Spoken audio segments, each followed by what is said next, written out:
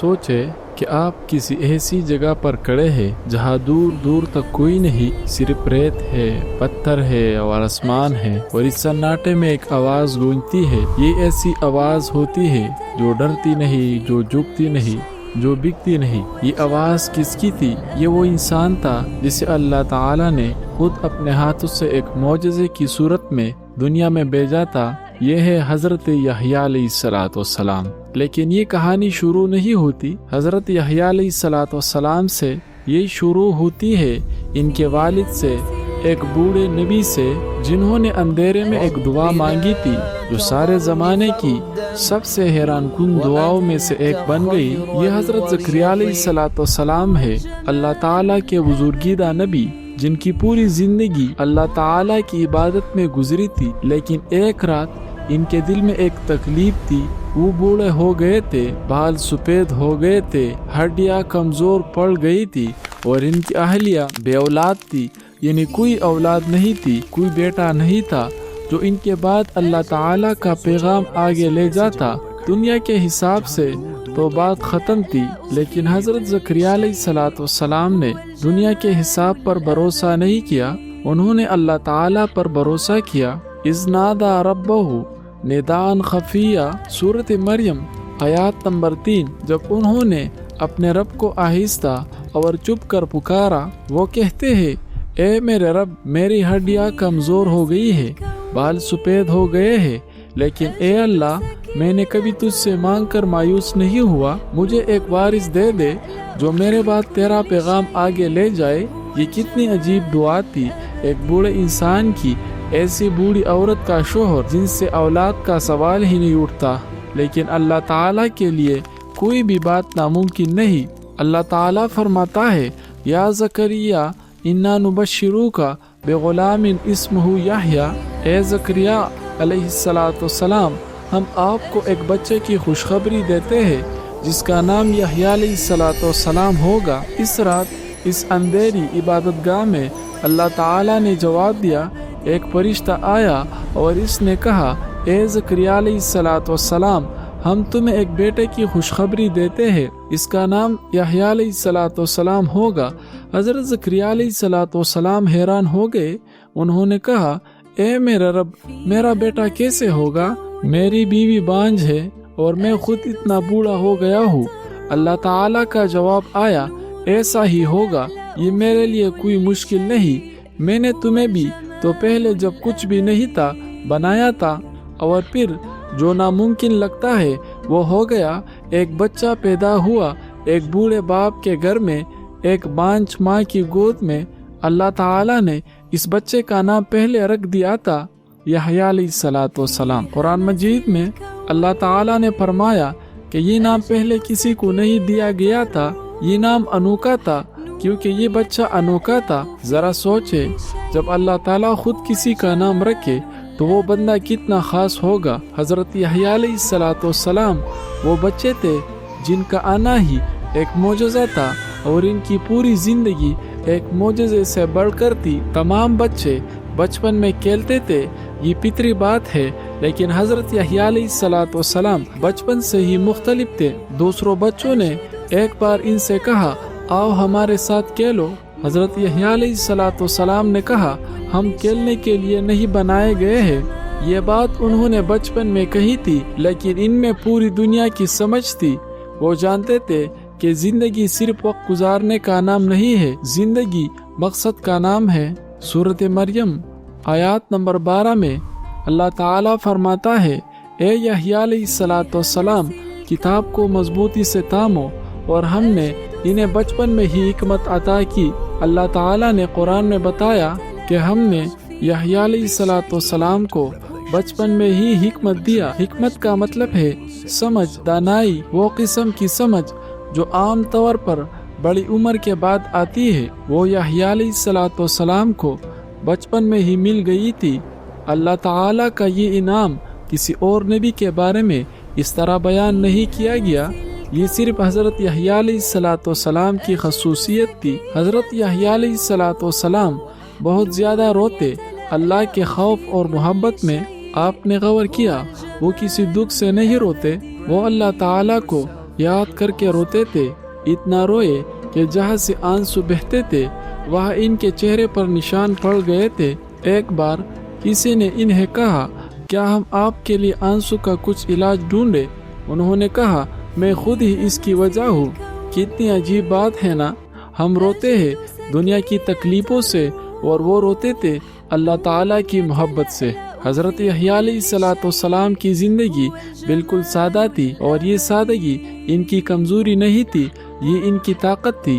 वो जंगल में रहते थे, मोटा लिबास पहनते थे, जंगली दरख्तों के पल खाते थे, दरियाए उर्दन के किनारे रहते और इबादत करते। दुनिया ने इनके लिए कोई कशिश नहीं रखती थी, ना महल्लात, न माल, न शोहरत की ख्वाहिश, सिर्फ अल्लाह ताला। और यही वजह थी कि जब वो बोलते थे तो लोग सुनकर रह जाते थे।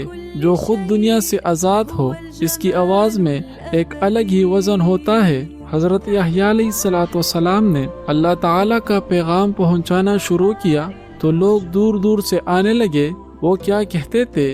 वो कहते थे, अल्लाह ताला की तरफ लौट आओ, अपने गुनाहों से तौबा करो, जो गलत है छोड़ दो, जो हक है इसे थाम लो। ये बातें सादा लगती है लेकिन जब दिल से निकलती है तो तीर की तरह लगती है। लोग रोते हुए इनके पास आते और वो इन्हें दरिया के पानी में गुस्ल कराते।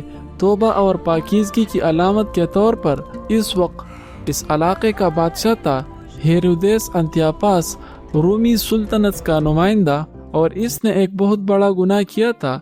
एक ऐसा गुनाह जो सबके सामने था लेकिन जिसके बारे में कोई भी बोलने की हिम्मत नहीं रखता था। हेरोदेस ने अपने सगे भाई की बीवी हेरोदियास से शादी कर ली थी जबकि इसका भाई जिंदा था। ये अल्लाह ताला के कानून के मुताबिक सरासर हराम था। दरबारी खामोश रहे, मजहबी रहनुमाओं ने आंखें बंद कर ली, लेकिन एक आवाज़ थी जो खामोश न रही। हज़रत यहया अलैहिस्सलाम ने अलल ऐनान कहा कि हेरोदेस की ये शादी गलत है, हराम है, अल्लाह ताला के कानून के खिलाफ है। सोचे कि ये कितनी बड़ी बात थी।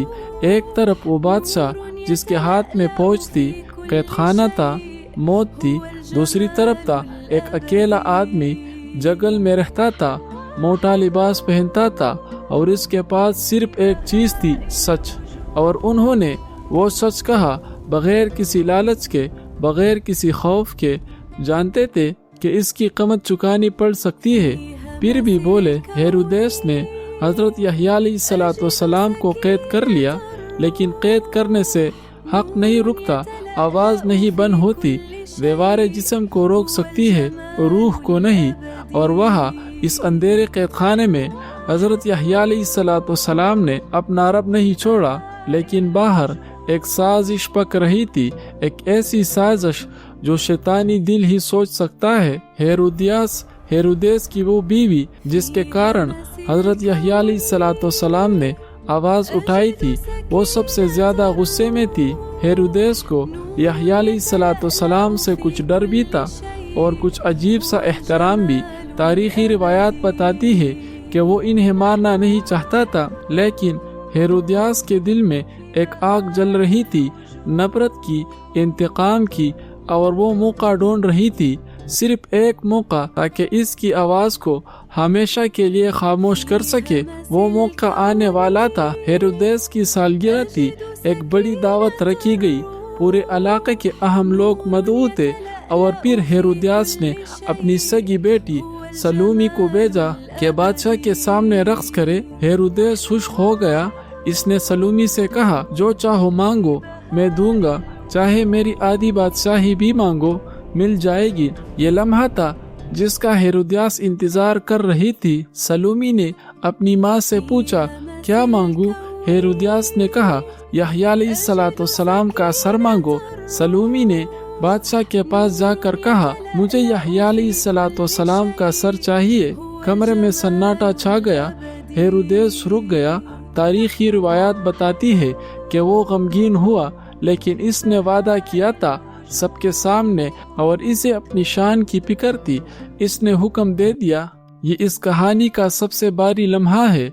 हज़रत यहया अलैहिस्सलाम अल्लाह ताला के प्यारे नबी, जिन्होंने अपनी पूरी ज़िंदगी सच बोला, جنہوں نے کبھی ظالم کے سامنے سر نہیں جھکایا، انہیں شہید کر دیا گیا، ان کا سر مبارک پیش کیا گیا ایک رقاصہ کی پیشکش پر ایک شرابی بادشاہ کے محل میں۔ کیا یہ ناانصافی نہیں لگتی؟ کیا یہ سوچ کر دل باری ہوتا ہے؟ لیکن رکیے، ذرا سوچے کہ اللہ تعالیٰ کا فیصلہ ناانصافی ہو سکتا ہے۔ والسلام علی یوم ولدی و یوم یموت و یوم یبعث حیا، اور سلامتی ہو ان پر جس دن وہ پیدا ہوئے، جس دن وہ فوت ہوئے، اور جس دن وہ دوبارہ اٹھائے جائیں گے۔ اللہ تعالیٰ نے خود قرآن مجید میں حضرت یحییٰ علیہ السلام پر سلام بھیجا 3 بار 3 لمحوں میں، پیدائش کے دن، وفات کے دن اور اس دن جب دوبارہ وہ اٹھائے جائیں گے۔ اللہ تعالیٰ کا سلام کسی کو بھی وہ اعزاز ہے جو کوئی بادشاہ نہیں دے سکتا، جو کوئی تلوار نہیں چھین سکتی۔ ہیرودیس نے شاید سوچا ہوگا کہ اس نے یحییٰ علیہ السلام کو ختم کر دیا، لیکن وہ سمجھا نہیں کہ جب اللہ تعالیٰ کسی کو اپنا لے تو اسے کوئی ختم نہیں کر سکتا۔ اور اب ہم یہاں ہیں، کتنی سال بعد حضرت یحییٰ علیہ السلام کا جسم اس دنیا میں نہیں رہا، لیکن اس کی آواز، اس کا پیغام آج بھی زندہ ہے۔ کیوں؟ کیونکہ سچ مرتا نہیں ہے، کیونکہ اللہ تعالیٰ کی طرف سے بلانے والی آوازیں وقت کی گرد میں دفن نہیں ہوتی۔ آج ان کی زندگی ہمیں کیا سکھاتی ہے؟ پہلی بات، معجزے ہوتے ہیں۔ حضرت یحییٰ علیہ السلام کی پیدائش یاد دلاتی ہے کہ جب اللہ تعالیٰ کوئی کام کرنا چاہے تو دنیا کا کوئی حساب اسے نہیں روک سکتا۔ دوسری بات، عمر کا سچ سے کوئی تعلق نہیں، وہ بچپن میں حکمت والے تھے۔ ہم بھی اپنے بچوں کو سکھائیں کہ عمر نہیں، سوچ بڑی ہونی چاہیے، اور جس کے ساتھ اللہ تعالیٰ ہو وہ کبھی اکیلا نہیں ہوتا۔ یحییٰ علیہ السلام کی زندگی کا یہی سبق ہے، یہی ان کی وراثت ہے۔ اللہ تعالیٰ ان پر سلامتی بھیجے جب وہ پیدا ہوئے، جب وہ شہید ہوئے، اور جب وہ دوبارہ اٹھائے جائیں گے۔ آمین والصلاۃ والسلام۔ صلی اللہ علی النبی یحییٰ وعلی جمیع الانبیاء والمرسلین۔ سلام۔